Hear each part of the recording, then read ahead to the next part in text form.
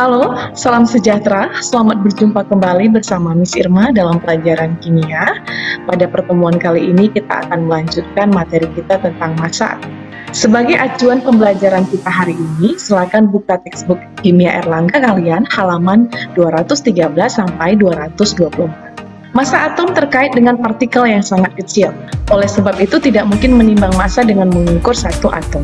Dengan perkembangan teknologi, maka massa atom dapat ditentukan dengan menggunakan spektrometer massa. Alat ini bukan neraca, tapi merupakan rekayasa teknologi yang dapat menentukan massa partikel-partikel yang sangat kecil.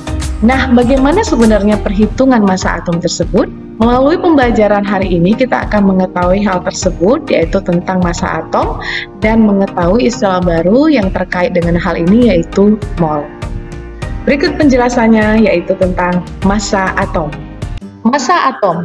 Kita akan membahas topik massa atom, spesifikasinya yaitu massa atom rata-rata (ARMR), mol, massa molar, volume molar. Yang pertama kita bahas adalah massa atom, yang terkait di dalamnya adalah massa atom rata-rata AR dan MR. Massa atom rata-rata dengan menggunakan spektrometer massa diketahui bahwa atom hidrogen merupakan atom yang paling ringan dengan massa 1,67 kali 10 pangkat 27 kg. Dari hasil spektrometer massa tersebut, sehingga dapat diasumsikan bahwa 1,67 kali 10 pangkat 27 kg dianggap sebagai satu SMA atau kita kenal sebagai satuan massa atom.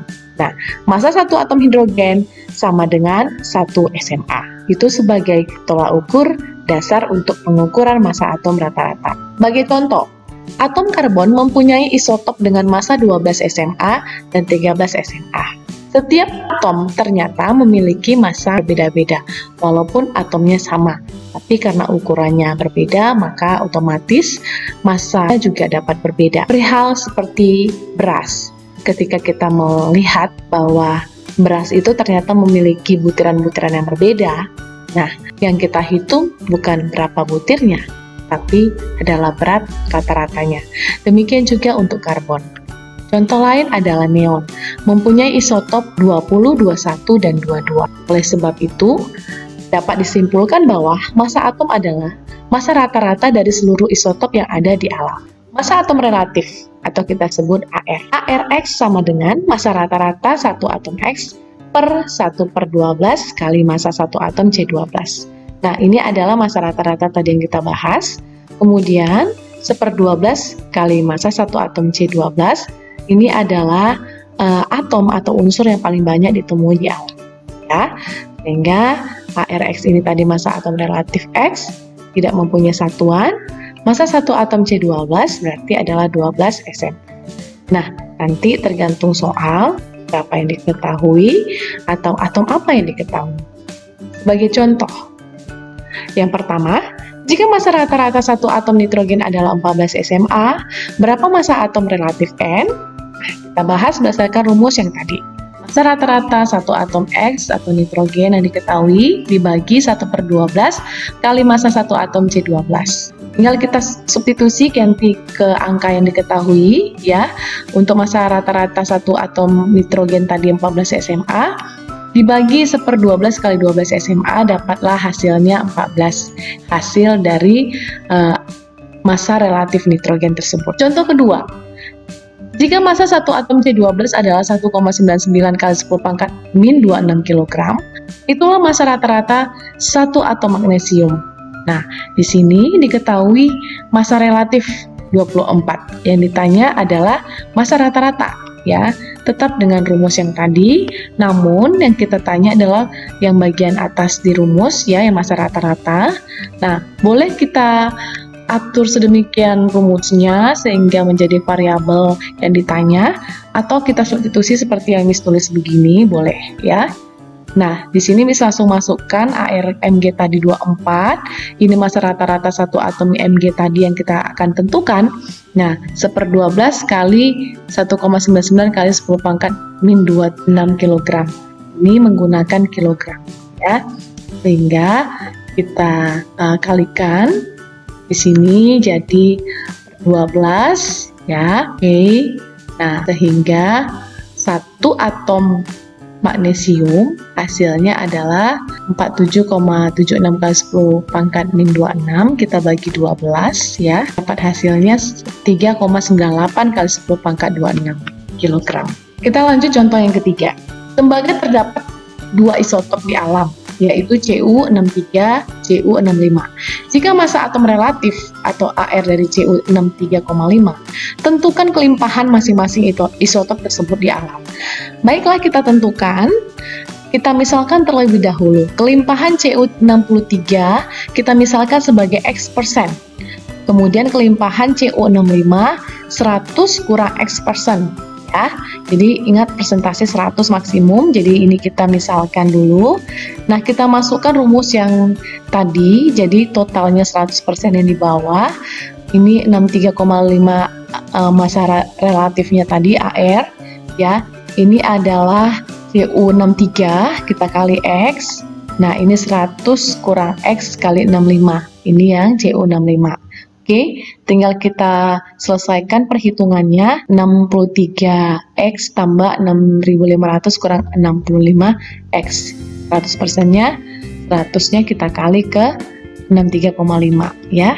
Dapatlah dihasilkan 2X sama dengan 150, X sama dengan 75%, sehingga kelimpahan Cu63 adalah 75%, kelimpahan Cu65 100 kurang 75 hasilnya 25%. Nah, berikut adalah massa atom relatif pada tabel periodik unsur. Kalau kalian perhatikan di textbook kimia, bagian paling belakang itu ada tabel periodik unsur.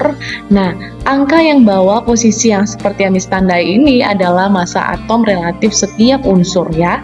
Jadi setiap unsur ada di sini karbon 12, hidrogen 14 ya, helium 4, ini hidrogen 1 ya. Setiap unsur ada AR-nya pada tabel periodik.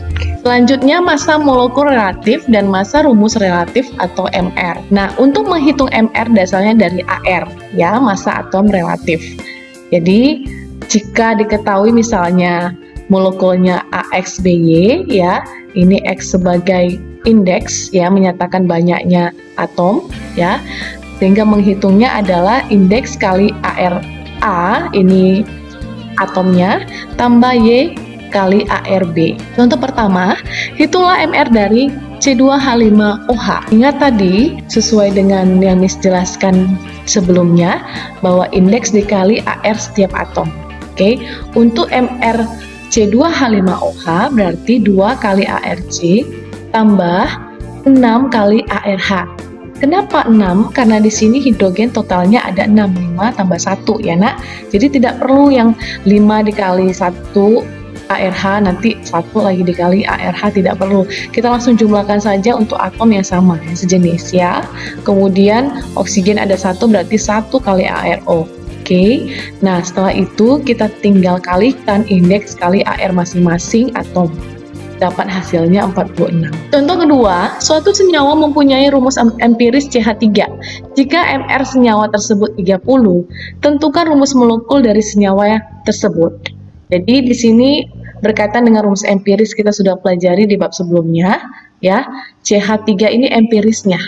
Yang ditanya molekulnya, rumus molekulnya apa? Nah, diketahui MR-nya. Maka prosesnya gampang, kita bahas. MR-nya tadi 30 ya. Ini rumus empirisnya CH3, tulis tutup kurung N ya. Ini nanti menyatakan jumlah untuk perkalian menentukan rumus molekulnya. Oke. Nah, 30 sama dengan ARC. Kita tinggal lihat di tabel periodik unsur ya nak, 12 tambah 3 kali ARH, 3 ya, 3 kali 1. Oke, dikalikan N berarti di sini 15N. Nah, sehingga N-nya sama dengan 2.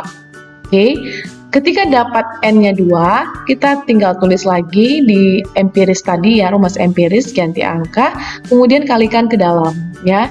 Dapatlah rumus molekulnya C kali 2 C2, H3 ya, ini 3 kali 2 H6. Berarti rumus molekulnya adalah C2H6. Contoh ketiga, ini menentukan MR dari KAlSO4 2 kali 12H2O. Ya, ini senyawa kompleks, silakan tentukan MR-nya berdasarkan contoh-contoh yang sudah disampaikan sebelumnya. Mol kita simbolkan N kecil ya, jangan sampai lupa ya nak. Nah, kalau N besar itu beda lagi simbol yang lain. Jadi untuk khusus mol ini N kecil. Apa itu mol? Mol itu satuan jumlah partikel ya, satuan jumlah partikel. Jadi satu mol adalah sejumlah partikel yang terkandung di dalam suatu zat yang jumlahnya sama dengan banyaknya atom yang terdapat di dalam 12 gram C12. Ya, ini standar yang kita gunakan tadi, yang unsur paling banyak di alam dijumpai ya. 12 gram C12 ini adalah setara dengan 1 mol. Sama halnya seperti telur. Misalnya kita mau menghitung atau membeli 1000 butir telur, itu adalah pekerjaan yang lebih ribet. Cara lebih mudahnya dengan menimbang. Demikian juga halnya untuk perhitungan partikel. Jadi kalau tadi telur cara efektifnya adalah dengan menimbang, jadi satuannya kilogram ya, lebih efektif. Demikian juga untuk perhitungan partikel ya, kita ubah menjadi bentuk mol.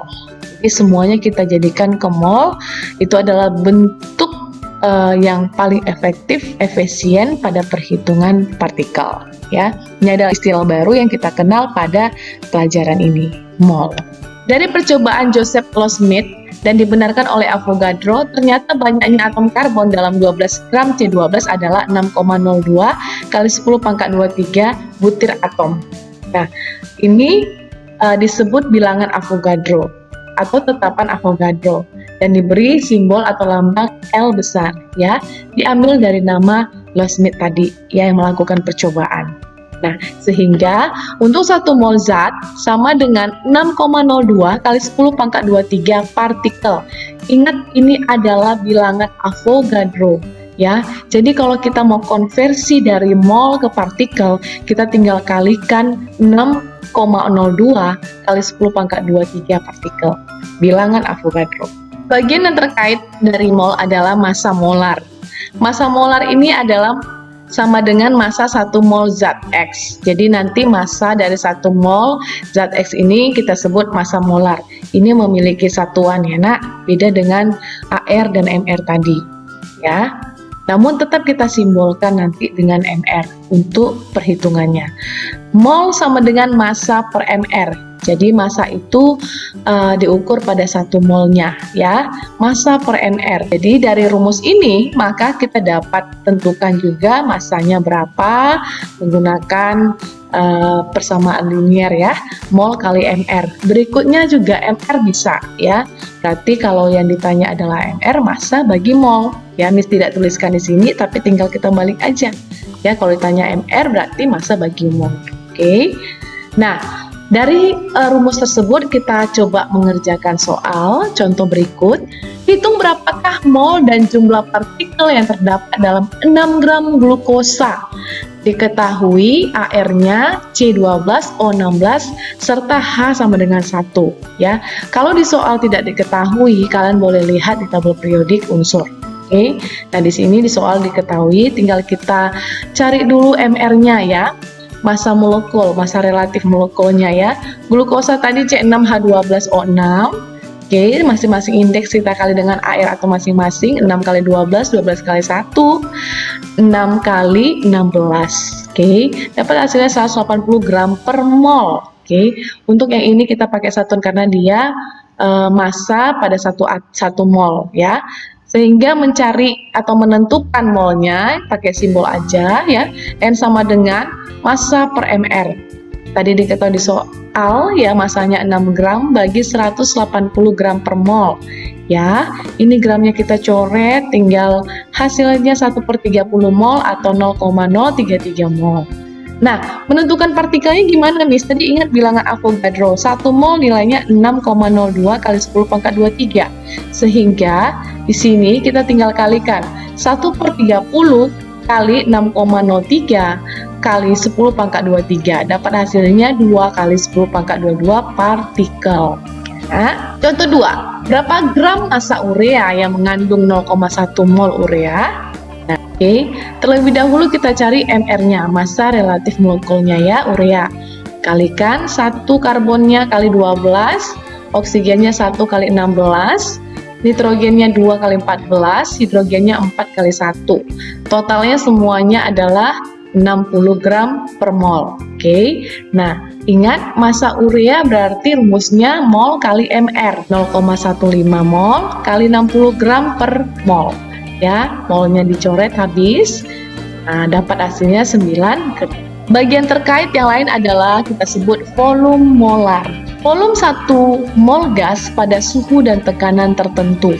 Nah, pada kondisi ini kita membahas volume molar, yaitu pada keadaan STP, Standard Temperature and Pressure, ya, di mana suhu 0 derajat Celcius dan tekanan 1 atm.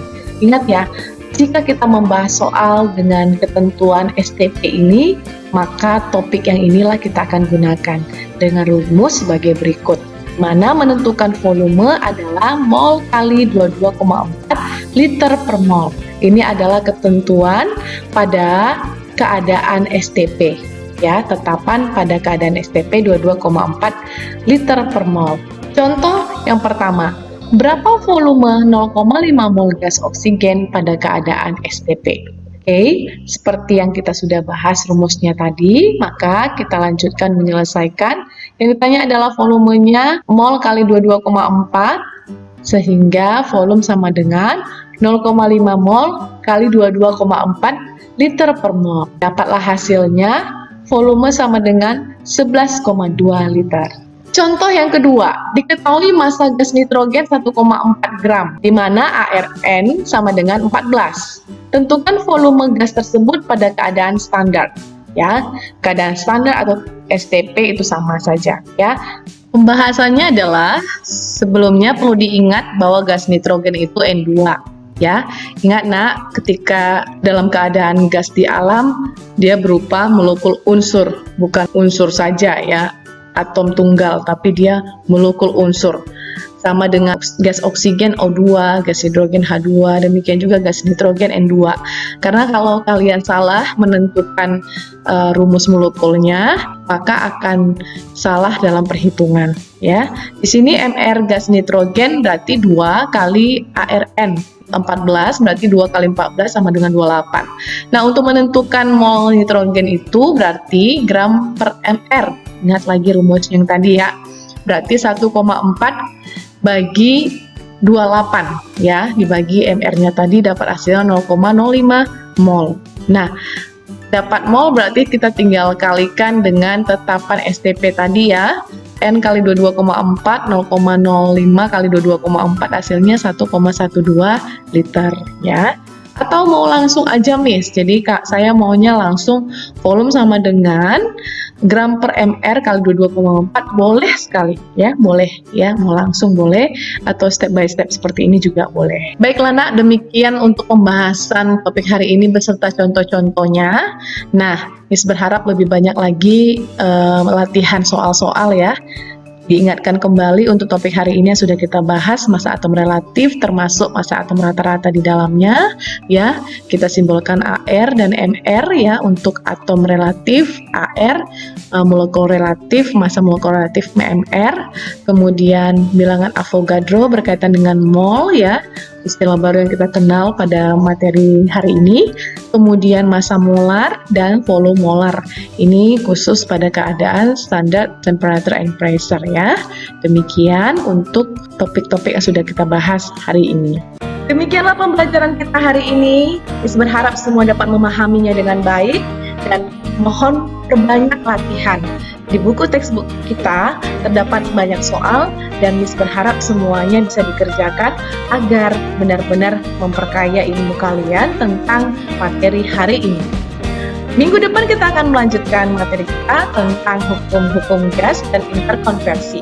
Baiklah, kegiatan selanjutnya silakan mengerjakan latihan pada Edmodo dan mohon dikumpulkan tepat waktu. Apabila ada hal yang belum dipahami, silakan hubungi Miss Irma seperti biasa via WA secara personal. Terima kasih atas perhatiannya dan tetaplah semangat belajar, tetaplah jaga kesehatan. Sampai berjumpa di pembelajaran kimia selanjutnya. Bye!